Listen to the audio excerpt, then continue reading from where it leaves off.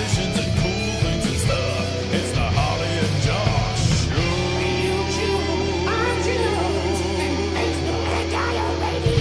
It's the Rayna and Josh Show. On our radio. Hey! We've been waiting for so long to do that. Welcome, ladies and gentlemen, to the Rayna and Josh Show, as Harley is not here today. This week we're going to be playing some music from Hot Tramp, Girls of the Internet, East Town Pirates, and Hunt for Titans. I was also talking about Rayna Vandel's life. Me. It's a lovely old name, isn't it? We've also got a dog in the studio today. Say hi, Bess. Hi. Okay, so you want to be quiet now. But we're also later on going to be talking about Article 13 from the copyright law that the EU is signing into legislation, and also the CD format and its future later in the show. So stick around also for the gig list as well. So how you doing, Raina? Nice to see you. I'm good, man. It feels like forever since I've seen you. It's been about, what, 10 hours? Yeah, not even that. I mean, no. So we were in Somerset yesterday for a gig, and I think we got in. It is 10 hours. Definitely 10 hours. About 10 hours. Yeah, but yeah, we got in at like 9, 10 o'clock, so that's like 14 hours. But yeah, it was a crazy long journey. You got we hardly had any gigs this whole week. Just to introduce Mr. Rayna Vandel, tell you what, introduce yourself to the people that don't know you somehow from listening to this show. I mean, first of all, for anyone who's taken part in bingo, this is the fastest you're ever going to be able to cross off Rayna Vandel from the list. Yeah. You've probably heard about me on the show a few times. So I'm Rayna Vandel. I'm a drummer. I'm a teacher, I'm a YouTuber, I'm just a person, really. But I like to keep busy in the local music industry. You do, sir. So, as you guys probably know, I play with the Lockerbillies, I play with Impilo, and I play with East Town Pirates. And I'm also part of the Rock Project, which is awesome. So, yeah. So, you've just ticked off so many of the bingo cards. I'm doing it for myself. I'm crossing my own one off here. I want the prize this week. Yeah, you want your own jingle. Yeah. Yeah, cool. What you been doing, boy? Well, we're going to go so Suffolk. That's whole show. So basically, this week's been crammed full of awesome Lockabilly shows, really. So we've had everything from weddings to pumpkin festivals, smart suits to skeleton costumes. So Thursday, I believe, was the wedding. Tollbooth. No, it was the Dedham. Yeah, that's the beer festival thing. That was awesome, man. I really enjoyed that. It was, wasn't it? It was rather dangerous, though. If I was there as a guest and not as someone playing, I think I may have been quite merry. Trolleyed, yeah. Yeah, it was awesome. So it's 30 quid to get in. 30 quid to get in. Free beer and Prosecco all night, free band. Yeah, just help yourself as well, isn't it? It was like beer buffet. It was amazing. Beer buffet. Why don't they just call it that? Beertopia's great. But the beer buffet. Yeah, that was a good show. I enjoyed that one. Then a couple of days later, we had a wedding. That was in Debenham. Sorry, my memory's terrible. You're talking on Saturday, yeah? Saturday, yeah. So Saturday was good fun. Playing weddings was a very new thing for me when I joined the Lockerbillies. Mm-hmm, really? I'd never played at a wedding before, but obviously I've been to a million weddings, and I've always looked at the bands and thought, man, that must be quite a fun job to be a wedding band. I mean, there's the stress that comes with it, but at the end, there's some of the more fun shows for me because it's just the vibe there is quite cool, and you get to play in these really random setups. Like the amount of tents and marquees I've played in this year is just crazy now. Yeah. Just from you realise you're actually quite cold in a white shirt. It's just a thin object. This is great. Well, we did some in the summer, and inside these marquee setups, it's so hot. You're like, what am I going to do? It's so warm, and then. The one on Saturday was freezing, but by the time you're playing, it's cool. Yeah, either way sometimes, isn't it? Because when you're playing when it's really hot, sometimes, the human body's a crazy thing because we just cool down. Yeah. And then when it's super cold, then you'll just warm up. So it's really strange. Yeah. But we were at Debenham on Saturday. That was for Ellie and Tim. That was nice. You guys turned up super early. Yeah, you had a crazy day, didn't you? I did, but we'll get to that. But yeah, you guys set up during the day. So I mean, run me through what you guys did. To set it up. So we made sure to get there before all the guests arrive because it's nice. Smart. It's always more professional and presentable if we're done setting up. Before people arrive, because it doesn't look great, I guess, if you turn up and to the reception and the band's still lugging gear past everyone, trying to take nice photos of everyone. So we got there probably around 2 p.m, set the stage up, got everything sort of line checked, And then that just gave us a nice time to relax and chill, so you don't have to rush into performing. And then your good self arrived a little bit later on. That was my bad. By that I mean, you know, came in with a whirlwind. 20 minutes before we started, but it was great. Luckily, Rich and Murray were absolutely on it, getting all the like PA and everything set up. So it was pretty much just plug in and go from when you arrived, and I really enjoyed it. It was a good one. Do you get dressed smart before you turn up to a show? Sometimes you do, sometimes you don't. Sometimes I do, sometimes I don't. So if I know there's no risk of maybe all of the guests arriving while we're still setting up, then I'll probably just wear my casual gear. But I think we did on Saturday, but we didn't really have that crossover of us standing there in our, you know, raggedy old clothes. Yeah, and then exactly. But sometimes it really does help, doesn't it? When everybody else is dressed all smart, and you're in your hoodies and stuff like that. It's kind of, you're like, I feel like I can't go everywhere. You know, if you wanted to sort of go to a different room to ask like the best man. Yeah, because you do sometimes get those looks from people who don't maybe realise you're in the band. They're like, who is this guy? Is he a friend of the best drifter? Man? Yeah. At the wedding. He heard there was cake and he just like came. Exactly. Kick him out. He's common. Yeah, cake him out. Cake him out. Yeah. I don't know. I'm kind of with you on. It's nice to sort of be in your smart clothes from the get-go, but yeah, it depends, because you know you're not always just coming from somewhere where you can get bathed and showered. Yeah, sometimes you are coming from somewhere you've just been on tour or something like this. Yeah, and you don't want to be all stankalicious. And the toilet's there or something. Yeah, stankalicious. Stank. But yeah, I've had some other cool things this week. I had my there's nothing else cool other than the Lockerbillies. Come on. Equally as cool. I am now. I guess I am a full-time drummer now, so it is my sole income. So I've been branching out into the teaching world, private teaching, and had my first private lesson on Thursday, the same day. How old's the student? How old? Yeah. About 13. Yeah? Yeah, it was really good. So it's actually Noah Evans' sister. Oh, okay, cool. So I kind of had the connection and know them from, well, Noah frequented Rock Project for a while. Do you know him? I know now. But yeah, so I played drums on his EP, and then through that I think his parents obviously then know me as a drummer, and then his sister wanted to learn. So yeah, we had a lesson. It was really good. That's awesome. Nice. And she was very good as well. So yeah, the setup. So did you take some drums with you? Do they have electric kit? Do you take your electric kit? So when I get inquiries for lessons, the first thing I'll ask is if they already have their own kit. Right. If they do, it's a lot easier as a drum teacher, I think, to just travel to someone and teach from their house on their kit where they feel more comfortable.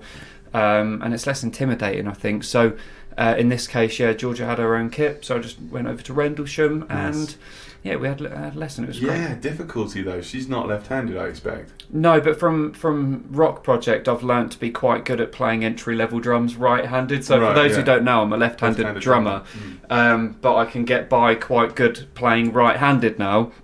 So I teach right-handed as well. But it's a nice situation I have if I've taught guitar in the past, or even if I've got two kits set up, I can set up like a mirror image.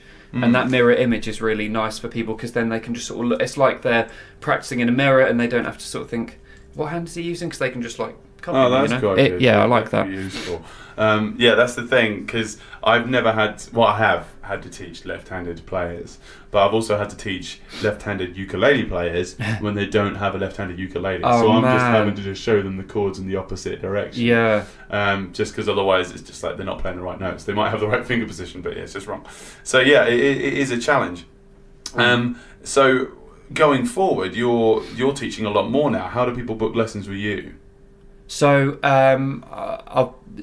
most people know probably from you guys shouting it out all the time, but I put out weekly YouTube videos, and Friday's video that I posted, which is up now, which you can go and find, there's a link in there in the description to my to I guess the website I'm part of, where you can find all my contact information to book me, or you can just find me on Facebook. Whatever. If you just send me a message saying, "Hey, I'm interested in lessons," I'll make sure to get back to you in the appropriate way. Page, Facebook, Twitter, Insta. Yeah, exactly. Bebo, MySpace, Vampire Freaks. So bad.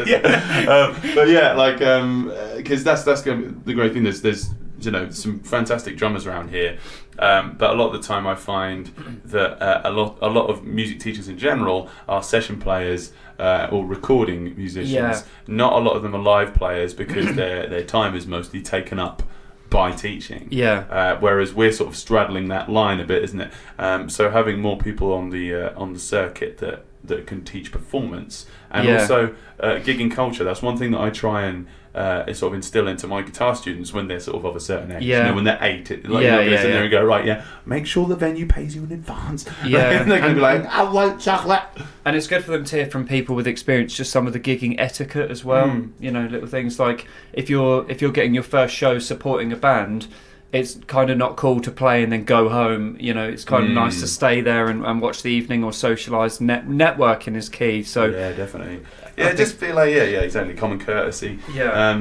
But like, there's just those sort of things that coming from somebody of our age, somebody that's slightly closer to the younger generation, because most of the music teachers I've ever had have usually been mid to late 30s to onwards. Yeah. And I've not really, apart from sort of college, there were some younger people there, which I think did stick in our minds quite a lot more than some of the older teachers, because we kind of felt a bit closer to them. Yeah, you feel a little bit more connected to someone, if they're sort of a closer age group. And I think that's why... that's why it's quite... Well. Yeah, Rock Project, again, sorry to keep bringing it up, but I mean, like, most of the teachers there, we are sort of all in our sort of mid to late 20s, with the odd exception. So, especially for us... It's quite odd, yeah. But yeah, I think it's just one of those things, you do feel more comfortable with people closer to your age group because you feel like they'd have more in common with you. And I feel it's like not always right. I mean, like, it's a sort of tribal thing, isn't it? Yeah. Where you're kind of like, you choose to hang out with or agree with or, conversate with. Conversation with people that look like you. I'm not saying that's a good thing, but it's helped us out a little bit with the kids, because a lot of the time, when somebody's sitting there going blah blah blah blah, pay your taxes, blah blah blah, they're way further off in the distance in terms of age. Whereas we're like, seriously, you need to pay your taxes or whatever. Yeah. When there's only a 10-year difference between us. And so you were saying you say you're doing full-time drumming, but you are a professional YouTuber, aren't you?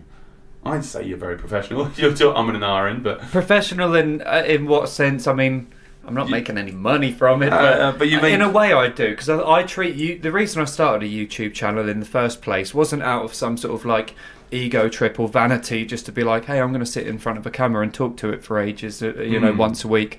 I've always said that I kind of, when I decided a couple of years ago, I'm just going to try and, dive straight back into the music scene and get out there as a working drummer again. I had the idea of like, well, with a normal job, you have a CV which you can write down your qualifications on, like he's worked in an office before. But for me, I felt like as a musician, something visual is even fluent in Microsoft Word. Everybody puts it on their CV. Well done. Yeah, great skills on Microsoft packages, including Excel. I made a brochure in year 7. Yeah, made a PowerPoint presentation year 4, and now I'm like lit at Microsoft Office. But no, going back, so YouTube for me was my way of having some sort of CV, and I thought maybe that'll be the way I introduce myself as a drummer, so you get to know my personality, the way I look, because that can sometimes be important when you're hired for bands, and more importantly the actual playing ability. So that's why I put the covers up, tutorials, all that stuff. So yeah, it's your demeanour as well, because like what you're saying, you're depping for bands or sessioning for a recording session. That's it can be useful to know what you look like, but for teaching, you're also putting across your demeanour when you're on camera, and you're sort of showing people, I'm a friendly guy. Yay! Your kids might find me engaging. You can see what I look like, and I'm a friendly dude. I don't swear, or if you do, you whack. Exactly. So they know you can be responsible. So that's a good side to the YouTube thing. What would you say is a negative side from doing the YouTube business? Just how super competitive it is, and you have to learn to. You do have to play the game a little bit, man. And by that, what I mean is the gamer. Everyone has encountered like super horrible clickbait in their lifetime. So by that I mean like you're scrolling through YouTube and you see a thumbnail like, oh my god, you won't believe what happened, and the photo is something totally not relevant, like a semi-naked lady, and like click, and then it's nothing. It's just like, here's a review on a new screwdriver I bought, and it's just like, oh man, he just made me click. Yeah, That's like ultra clickbait, but I mean, you do have to dive into that sort of thing a little bit. I mean, I use it very slightly, but I make sure it's relevant. So like Friday's video, you know, a picture of me looking a bit confused with the title of Everything's Changing, which is a bit I just feel like, you know, that's no different to like a movie trailer. Yeah, I mean, it's relevant though, because everything is changing in my life. I've just recently transitioned from having a full-time salary paid job to being my own boss. Yeah. And that's a big change, and it is scary to me. So you have to play the game a little bit. It's very oversaturated, and you just have to constantly one-up yourself. I am... You know, I consume so much YouTube purely because I want to keep up to the standards of the people that I'm competing with. You know? True. So but what's also come out of it is just a thought. I wanted to make sure that we knew what that's called. The better phrase to use to refer to the 3 dots being used to indicate a pause in speech is suspension point. Suspension point. Everything's changing. I'm a lover of a suspension point. Oh, I love a suspension point. Suspension bridges. You know something's really going down when someone puts like 7 dots, man. You're like, yeah. I don't know. Sometimes people do that in text. They're just like, "What time are you gigging later?" And I'm like, why not just use a question mark? Yeah, it makes no sense.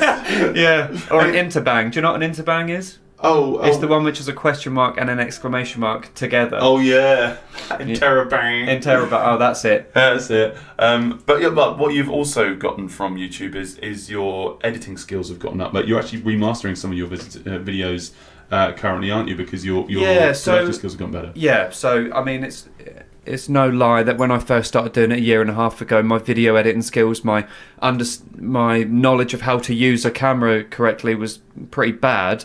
So I've just sort of been learning as I go, and I feel like I'm at a point now where I sort of know enough to like make the production value way better. So I do have a video coming out on Halloween, which is basically just a newly revamped version of a video I put out last year. But it's great because I know what video you're talking about. Yeah. But you've trialed out your idea a lot more now. Yeah. Of the tip that you gave in that video. So it's kind of good because they can sort of check back in with you and see how much it's actually really helped you financially, or it's really helped you with your technique, etc. So it just I think it's not just a sort of like to show people that you can edit videos even better now. It's also to say that my technique works. Yeah, and it's a pretty cool, I guess we'll call it a drum hack. So, Ooh. I mean, if you drum hack. It's a rum hack. You can tune into my channel on Halloween, and if you are a drummer listening, you might be able to save yourself a load of bunts. I'm not a drummer, but I do try and make it entertaining for people who aren't drummers, I guess. But I mean, you have to have a niche on YouTube, and mine definitely is aimed at drummers. But I do like to have the videos where you can watch it whoever you are. I mean, I watch so many YouTubers, and their thing is like, I don't know, surfers. Yeah, I'm not a surfer, but or like a magician. Well, you watch wrestling breakdowns, man, and actually you are you're a semi-pro wrestler. I wish. And I'm a pro wrestling fan. There's no hiding that. But wrestling. Right. Well, speaking of wrestlers, my dog Bess. Say hello, Bess. Hello. She's getting a bit restless, so I want to play some music. There's a band that's playing locally soon. Stick around for the gig list. I used to gig with singer Chewy a lot back in the day when he was awesome. In Blacktop Harrison.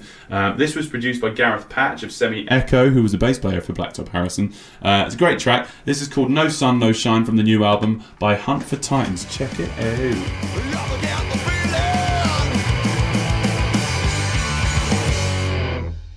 Oh, it's a good track. That is No Sun, No Shine by Hunt for Titans. I got that off their Bandcamp, so you can check that out. Yeah, it's a cool track. The description. Ding. So you have a new album coming out soon. Oh yeah. Yes, you do. Was it November 24th? So November 24th at the John Peel Centre in Stowmarket, East Town Pirates are finally we're releasing our 3rd album. So it's the first East Town Pirates album that I would have been on. So I'm super stoked for that, man. So they're 2 albums? Yeah, 2 prior albums. So it's self-titled one and then the 7 Seas of Sin. Yeah, man, it's awesome. So what's the thing is, because you helped them to write the self-titled one, right? So a lot of people don't know this. Yeah, so I was actually the first East Town Pirates drummer. This goes back to about 2009, 2000. Yeah, it must have been about 2009. So I didn't actually gig with them. It was still in the early writing stage at this point. And then I had to leave because I went off to BIM. Brighton Institute of Modern Music. Yeah, so the Brighton Institute of Modern Music, I went and studied there for a couple of years. So I had to leave East Town Pirates, and then they recruited Zach, who was also a very good drummer. Fast forward 5 years, Zach left the band, and then their first call was to me to rejoin. So that was awesome. I was really happy about that because, I love getting to play with those guys. I've known of Ricky for a long time. When I was about 15 or 16, I basically used to fill in for Red Flag 77 every now and then. Right. So they kind of knew of me. And John Lear, who was originally in East Town Pirates, I grew up a few houses away from him in Leiston, so we used to jam in his shed when I was younger as well. So cool. There were some cool connections there, and I got to join the band. So yeah, this album though is it's been a bit of a labour of love. I'm going to call it. 2015 you started recording, right? yeah. But just due to a few circumstances and lineup changes in the future, and stuff. This is 2018. This is 2018. 3 years ago, I finished my drum parts for the album. That's crazy. So it's been one of those. I've just been so excited for it to come out, and it's finally among us now. It's less than a month away. So you've been recording all at Amblin Man. Correct. Crow, yeah. Right? Ever since 2015. Since 2015, yeah. Nice. The reason it's taken so long, in a nutshell, is basically because we had. That's because you were in a nutshell. That's very difficult. Yeah, it is very hard to drum in a nutshell. Very limited to sounds you can use. Yeah, exactly. Like coconut shells. Yeah, but yeah, we had a couple lineup changes, and then over the 3 years rewrote a couple of the songs, dropped songs, wrote new songs. So, do you still use some of the songs that you wrote in that in that process live? Or we do. They've just changed a bit. Yeah. So there aren't really any songs that have been axed, but they've just been changed since we wrote them 3 years ago. It's pronounced ask, but it's fine. Ask you. I was going to ask you a question. I was like, ask your song in it. But yeah, I'm really excited because this will be the third album launch I've played at this year, and the first one where I'm actually on the record. You played the Lockerbillies album launch, played it in Pilo's album launch, and finally I'll finish the year with an East Town Pirates one. Yeah. So that'll be a nice little sort of full stop to that process. Yeah. Have you been You've been writing more songs since writing this album, haven't you? Yeah, well, we do try and work on stuff all the time. When did you say the last song that you wrote for the new East Town Pirates? What's it going to be called? Ship of Fools. Ship of Fools. What was the last song you wrote for Ship of Fools? A song called Hedonist. When was that? About 6 months ago. 6 months ago. Oh, right. Yeah, okay. but it was one of those songs where it didn't really become a finished piece until it was recorded. It was one of those ones where you're in the studio and you're coming up with new ideas as you go. And in fact, I could change the 6 months ago to about a month ago. Right, because really? Just one little guitar part got added about a month ago. Cool. So we managed to get Sam Shackle involved. So our new guitarist, Sam, he's been in the band for about a year now, and he got to lay down some guitar on some of the songs, which is awesome. So we basically added this part for him. Yeah, that's good. Yeah, you're on it. Woo. Yeah, man. He's like, everybody, listen, shut. This is the best part. Yeah, it's the best part. He's the sort of dude who would only listen to the album with the right speaker plugged in, so it's only his guitar playing. Well, that's the thing. It's the misconception that everybody thinks that everybody is in the practice shed for months or years before they go into the studio, and then they just go in there and they record everything they've done so far. Best agrees. And so, but actually, a lot of the time, you're writing stuff in the studio, and often the producer will be sitting there going, "You know what? You need something else here." Yeah. And you go, "Oh, okay, something like this," and they go, "Well, I just think you need something there." And just do it. And then, see, Bess is a good producer. But yeah, so you kind of end up writing stuff all the time, right up until it's released a lot of the time. Yeah, totally. And even then, sometimes it's nice to make sort of live versions of album tracks, because at the album launch, we're actually going to be playing the album from start to finish. And some of them... Bess is getting a treat, by the way, just because she's being so good. She's not barked or anything, So, yeah. If you hear me going... That's me helping her out with the trick. So yeah, we're going to be playing the album start to finish. So a couple of the songs we've had to sort of work on live versions of them, or just changing it up a bit to make it interesting, because at the end of the day, we have had these songs finished for 3 years, and about 75% of the album has already been played live while we've because we can't just play the same 2 albums worth of songs for 5 years. So we've been slipping them in gradually. But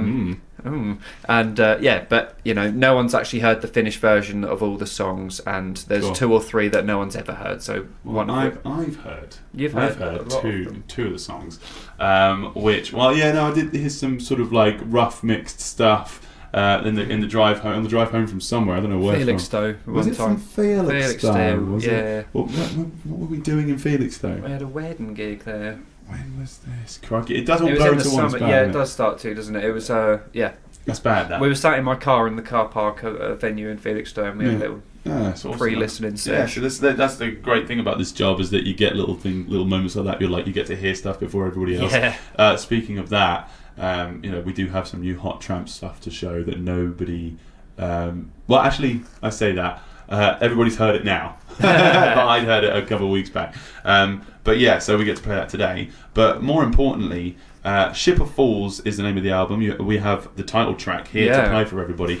What is Ship of Fools about? I know what it's about, but tell the listeners. Yeah, so Ship of Fools basically is the opening song to the album, which kind of sums up the vibe of the album, which is all about, in a way, it's not necessarily a concept album, but it's the song sums up each of us. All of us get name dropped in the song with our piratey nicknames, i.e. Raina, Terror, and it just sums up the theme of the album, which is that we're a bunch of idiotic pirates on a ship in the middle of nowhere, and everything ends up going wrong. Ship is like a Mercedes Sprinter or something. Yeah. But yeah, this is Ship of Fools by East Town Pirates, coming out 24th of November.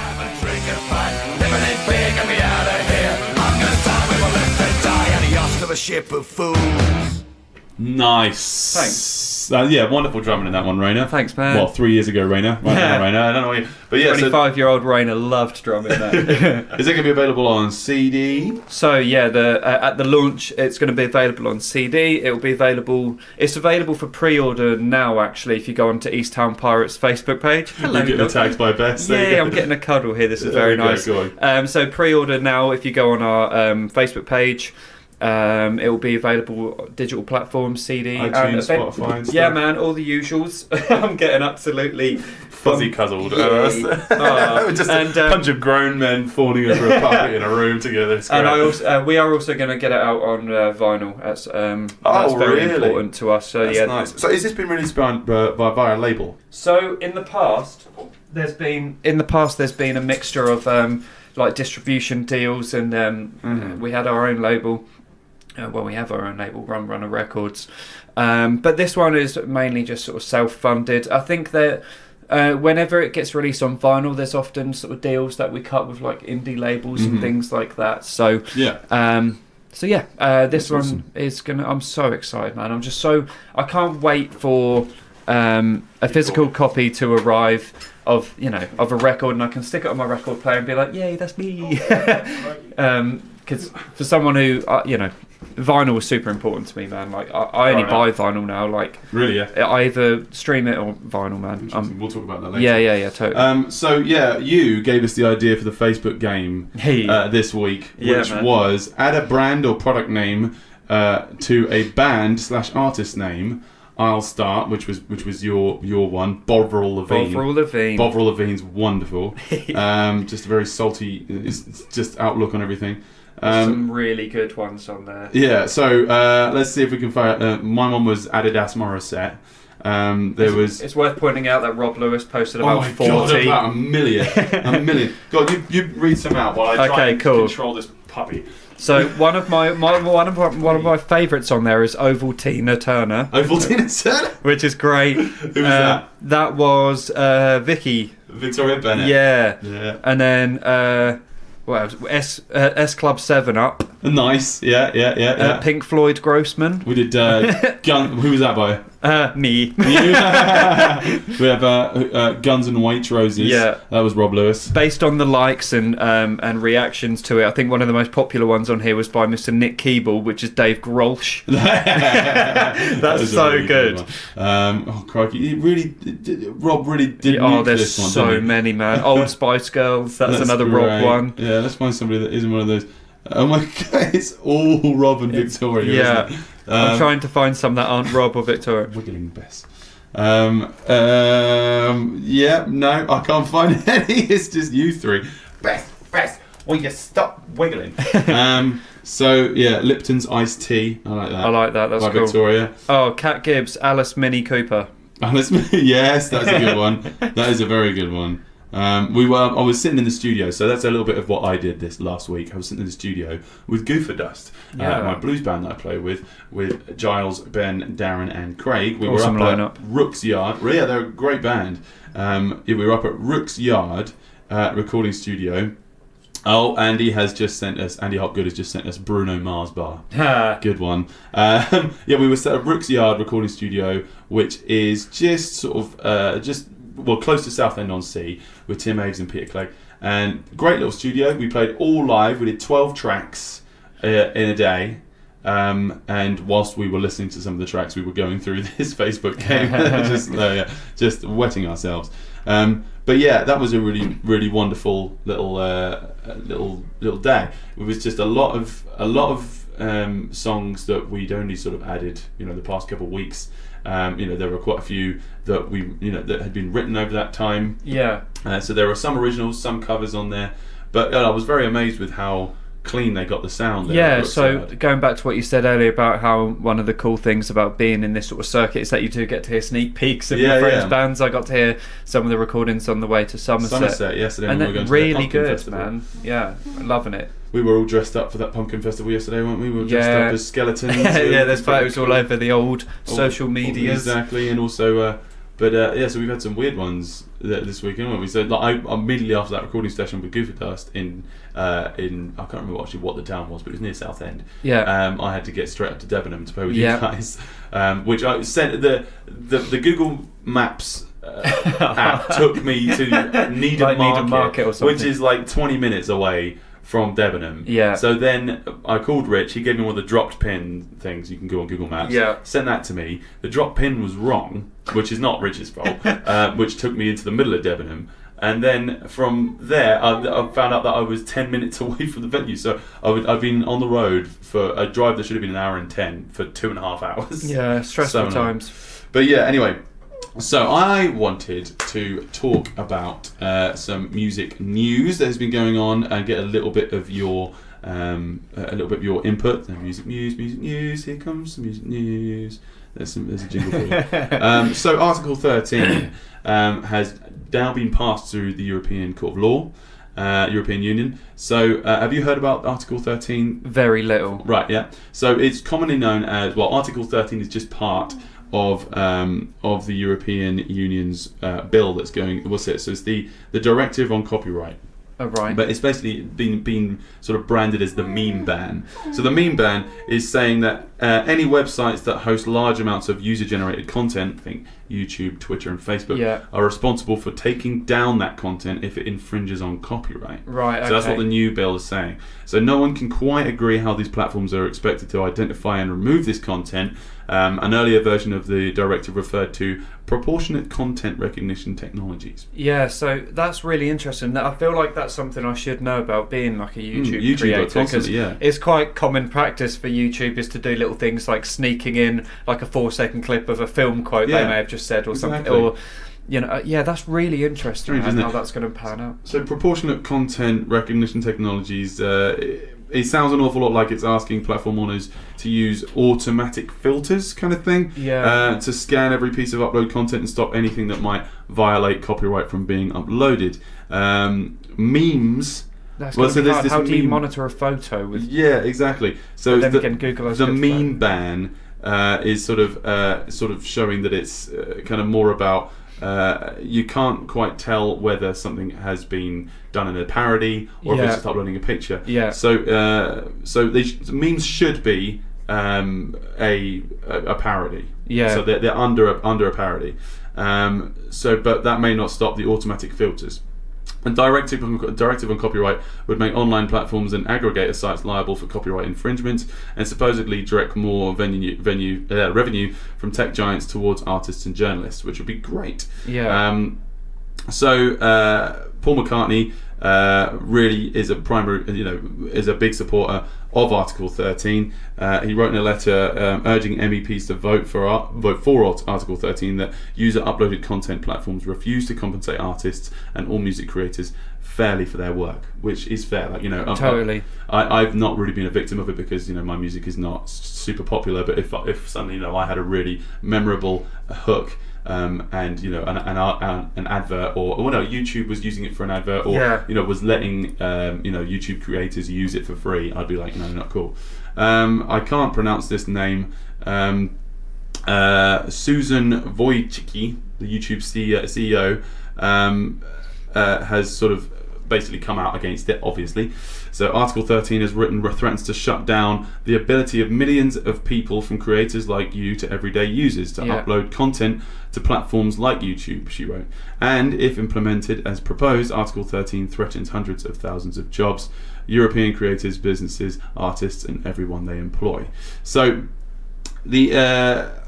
I see the arguments for and against it. So I as a content creator would want all my copyrights going straight to me, and not half of it going to YouTube. But I think this is definitely going to be putting a lot of sort of constraints on places like YouTube, Facebook, and Twitter, and will make it much more difficult for us as content providers, not just content creators, to be able to get that out to people. What do you think? Yeah, it's strange though, like how they're going to approach it, because I know things like Facebook and YouTube are already very good at detecting audio that isn't yours. Mm-hmm. So, for example, if I upload a drum cover, the first thing I get is an email from Google saying, we've spotted that this isn't your song. Your video will go up, but all of the revenue from it goes to the owner of the song, which is perfectly fine. Absolutely fine. But I don't understand how they're going to... that's going to be... With images. Yeah. Video, I understand, because you could maybe use the same audio software that they use. Yeah. But that's a strange one. I mean, it's weird trying to get that stuff sorted from the back end of things. With These Town Pirates YouTube channel, this is super weird. So YouTube don't know that we are the owners of our music. So every time we post one of our songs on our own YouTube page, it gets flagged up as copyright, and they say we're going to send the revenue to the owners, and it just goes to our other Google account, which we do own. It's just like, huh? Excuse me. But yeah, I also, like you, I can see why there's pros and cons to that. Definitely, because it is kind of limiting things. Yeah. But I mean, it is, but it is also putting a lot of more pressure on big companies to pay the little guy, which can be a good thing. Yeah, I know Andy Hopgood has a massive opinion on this, because I've just got a million messages from him when I'm trying to read that out. But yeah, Andy Hopgood is our representative in the Musicians Union, and is very much for this. So if you want some more information on the Article 13, speak to her, because if you're a member of the Musicians Union, they can help you out a lot. They've helped me out a lot. So Andy will be able to enlighten you a bit more. So, one last thing. The new thing for the Harley and Josh show is sort of new little things for us to think about. Thing I found report about this morning. Jingle. Jingle. So we like to talk about sort of things that happen in the music industry, or just in the wider music world, that might affect us. Raina was saying yesterday on the drive to Somerset that he thinks the CD is going to be going out of favour and will be just obsolete very, very soon. What do you guys think? Tweet us at Lockerbillies. Are you on Twitter? At Rayna Vandel. At Rayna Vandel. That's RAYNAVANDEL. Correct.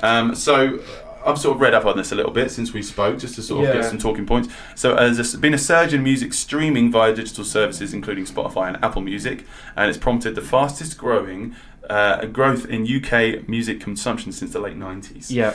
So UK consumers bought the equivalent of more than 135 million albums last year. So it's kind of assuming it from streams. Yeah. Across all formats, which includes CDs, vinyl, digital downloads, and streams from submission services. The music net worth in the UK is up 10% to £1.2 billion. So the industry itself is fine. However, CD album sales dropped 12%, while downloads using services such as iTunes and Amazon dived 23.4%. This is all from the BPI, the British Phonographic Institute. However, cassette tapes, you were saying this in the car, also made a surprise comeback, registering a 43% rise in sales, as the soundtrack to the film Guardians of the Galaxy and the Rock and Kasabian and produced popular albums on the almost defunct format. However, the number of cassettes sold last year was still only 22,000. So it's not huge. So while CD album sales have dropped, on your point earlier, vinyl albums have increased year on year to 4.1 million. Yeah, which is mad. Yeah, so what was your thoughts on the CD format? Yeah, I just think it's one of the... I personally think give it 10 years and CDs will be a thing of the past. But then they might come back and have like a cool like hipstery trend. Like, you know, everyone loves vinyl, but vinyl is outselling CDs now pretty much. And it's because it's not that cool. But it's the demand is there. Is much. So the rise in vinyl sales is much more exponential than the sink in CD album sales. So you can sort of see that was it. So I think I found this BPI graphic showing that CDs, if it carried on in its current trajectory, they could be obsolete by 2026. Like they would just be selling the same as tapes. Kind of thing.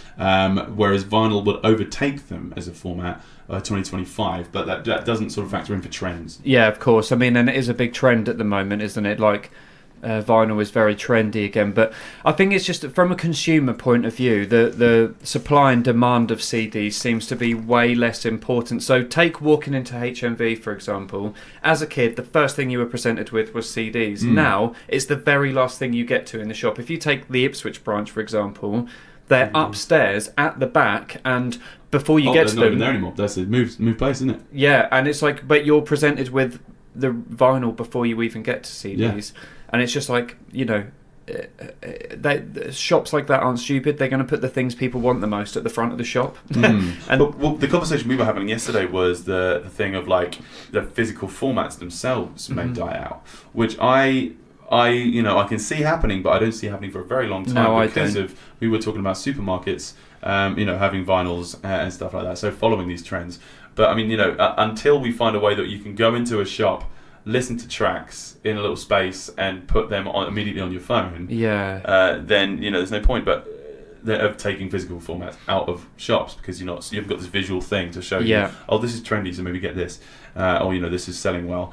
But it's still, even then you can do that on your phone. Out and about. The revolution has already kind of happened. It's kind of like the industry has to catch up. Yeah, definitely. I mean, I would hate it if physical versions of things died out. We can't predict the future, but I do feel like one day in our lifetime it is going to be a thing of the past, and we'll talk about them the way that people were talking about cassette tapes up until very recently when they made a little bit of a comeback. So, yeah, I don't know. It'd be interesting to see how that will pan out, but CDs just seem very... Yeah. They also almost seem a little bit old-fashioned. Remember back in the day when there used to be the fact of CDs completely indestructible. Yeah, can live you can scratch them and throw them across the room and they still work. Yeah, not like vinyl. Where it's like, no. Are you mad? Yeah. But yeah, anyway, so crazy little thing called CDs. So what do you guys think? Give us a message. We're on Facebook, we're on Twitter, we're on YouTube, all those different things. Leave comments and stuff. Just let us know what you think and where you think our industry is going. That was I like having these discussions with you, Raina. We have these lot. Raina has his own podcast that you can check out on his YouTube, just called Riding with Raina, which is where he discusses music concepts while we're on the way to gigs. Not just he's done with Tom McCarthy, with Harley. We've had Rich Webb on there. Rich Webb, exactly. Yeah, man. So there's lots of interesting people in there. Don't make stupid noises. Let's have a little look at the gig list. What's going on? What have you got any gigs coming up this weekend, Raina? I knew I should have looked at that before you asked me that question. All right, well, while I'm doing that, I'll read out what I've got, okay? So, October 31st, that's Wednesday, we've got 30,000 Monkeys the band, not actual 30,000 Monkeys. Rad Pit and Massacre at the Smokehouse in Ipswich. Some nice night of sort of hardcore punk, hardcore Halloween. I'm calling it. Hardcore Halloween. But it's not called that. There's a great promoter behind it. There's already given it a great name. Because I mean, the capacity of Smokehouse is 100, so 30,000 Monkeys is just not doable. That is insane. November 1st, the Thursday. I'm little biased shout out here. My wonderful lady Frankie is a PT, and she is giving out free circuit class at Energy Fitness on. Or is that like how to build a computer? Or? Yeah, that'd be great. That'd be great. Now I'm fed up with it. Soldering just burning yourself. But no, it's like intense HIIT training and also just sort of lots of different stations where she'll be like, right, do burpees, right, do squats, and just it will just completely destroy you. Yeah. I think for like an hour. So yeah, if you've not done that before, but you're looking to get better and better your just body, or like your health. It's more about your health with Frankie. And as a further endorsement to that, my girlfriend has also gone to one of Frankie's sessions like that, and she said it was insane, and Chappers is very fit, so yeah. You're like, please don't get her fitter. So that's at 6:15 on Thursday, November 1st. Check that out. November 2nd, this Friday, JS and the Lockerbillies, we are playing at Cult. It's our Halloween bash. It's a Cult Cafe bar. That's going to be at 9 o'clock. So yeah, that's going to be a lot of fun. I think if you've enjoyed our nights at the Swan, unfortunately the Swan's not about anymore. So you have to bring yourself down to that. Did you find yourself a gig that you were doing this weekend? I am not gigging this weekend, but I have a load of secret dep gigs coming up that I can't talk about yet, which I'm rehearsing for. That's an exciting weekend then. Yeah, if you don't get what's you the don't name get of the weekends off. dot thing? I kind of needed that after my sense thing. On Terrabang, the suspension point. Yeah. Anyway, so November 2nd at the Smokehouse, we've also got Fatal Crowbar Injury plus special guests. Kermiter, I think they're called. Kermiter. I've checked them out. They're really cool. But yeah, anyway, that's at the Smokehouse this Friday at 7:30. If you like your sort of just edgy rock, that's fun for that. A lot of great German metal bands are coming down to Ipswich at the Premier Pool Club. Very nice. Right? Premier Pool Club. Premier Is that Pool the one Club. on Duke Street? That's the one down. It used to be the music room. Yeah, is that Duke Street? Yeah, opposite Tesco's. Yeah, I've played there before. So, it's really cool. Back in the day. Back in the day. So that's Saturday, November 3rd at the Premier Pool Club. Check that out if you like your metal. Chemical are playing, or Killer Corp are playing, and they're local guys. So November 2nd, Throughwise Monkeys present Electric Ocean. They're some nice sort of modern covers and stuff like that. Good talented band that also do weddings and things. That's at Throughwise Monkeys in Colchester. Friday at 8 o'clock.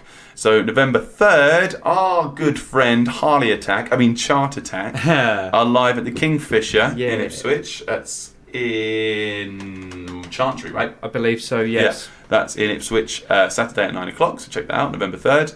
November 3rd, friend of mine, Darren Eldon, bass player from Goofa Dust, has another band called Jack the Lad.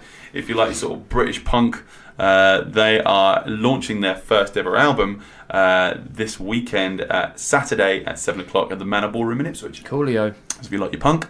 November 3rd, the Fireworks After Party is happening at the Salutation in Ipswich. That's November 3rd. That is with Primo Nelson.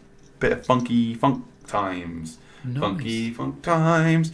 Band that we also played earlier, Hunt for Titans. They are, great band, like them. They're going to be live at the Queen Street Brew House in Colchester. That's this Saturday, 3rd November. So if you like your sort of like alt rock, Soundgarden meets Foo Fighters, you'll like that. Check that out, Saturday 3rd. And also our friend Lady J is going to be busking at the Boardwalk in Rendlesham, where which is now our new haunt because the shop has shut down in Rendlesham. I'm not sure if it still is, but they do good coffee there. So yeah, that's Sunday 4th of November at the Boardwalk in Rendlesham. I believe, I think it's about 9, but I'm not quite sure. So check that out on the Boardwalk's Facebook page.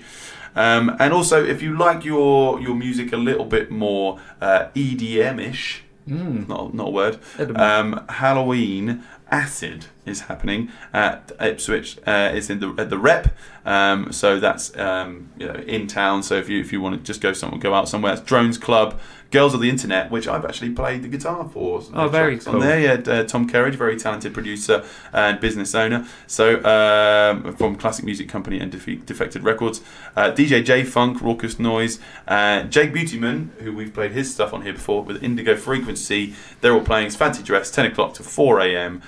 So yeah, it's Function 1 sound as well. So it's going to be pretty huge sounding. So if you want to dance the night away, check that out. That's Halloween Acid. So before we go, Hot Tramp have got new music. Hot Tramp are my favourite band. They're my favourite local stuff around band here. actually as well. Yeah, definitely. Oh, friends! Yay! Radio 5. Yeah, it's Best's favourite band as well, isn't it? Paul?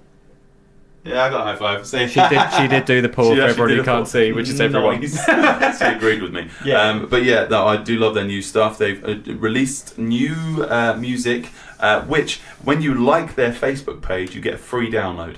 Oh, that's awesome. Yeah, you've already liked the Facebook page. Yeah. So you just go to the Facebook page, follow the instructions, and you get some free music. It's very sort of Halloween-y themed. They've got a track on there called Ain't It a Scream? And another track called Demon in Me, which I'd like to play in a moment. And yeah, I remember hearing them first time, I think, was at the Waterfront Festival here in Ipswich. Were you there for that one? No, the first time I heard them was at Music Day 2 years ago. Oh, no, I mean the new tracks. Oh, I think I heard one of them at Cult for your birthday. Oh thing. yeah, for my birthday party, they did play it there. They played both of them there. Yeah, so, yeah. No, I remember, they were saying, we were recording them with Tom Donovan in Essex, award-winning producer. I've forgotten his name on the past shows, but I didn't forget it. But technically, that should get a bingo tick. So because it's referencing me forgetting stuff. So yeah, I'm a huge fan of these new records. Actually, I think Murray agrees with me on this one. Murray Collins from Impilo and Lockerbillies agrees that the production is better on these tracks than the last one. Not saying that the last album wasn't well produced. It was good, very good, but this is just upped their game. Gooder. This one's gooder. Way goodish. Goodish. So yeah, we're going to finish the show there, my friend. Yeah. How do people find you online? So online, all of my socials are just Rayna Vandel, but I'd appreciate it a lot if you head over to youtube.com/RAYNAVANDEL. Give me a little subscribe and I'll keep in touch with you that way. That'd be lovely, yeah, it'd be very nice. Check out his album launch Saturday 24th of November. Yeah, John Peel Centre in Stowmarket. Yeah, if you have been listening in nice and intently on the live show or the podcast, we do bingo, where if you get a lion... A lion? Not a tiger. You get your own personal jingle. So please do write in if you have not... We must have definitely done gotten a bingo today. Yeah. So yeah, check that out. You can check us out on YouTube. You can check us out on iTunes. Give us a review if you like this podcast. And yeah, give us some more talking points if you've got some questions that you want answered by working musicians. But yeah, check this track out. This is Hot Tramp, Demon in Me. Thanks for listening, guys. Thank you. Whatever you're doing, go and smash it.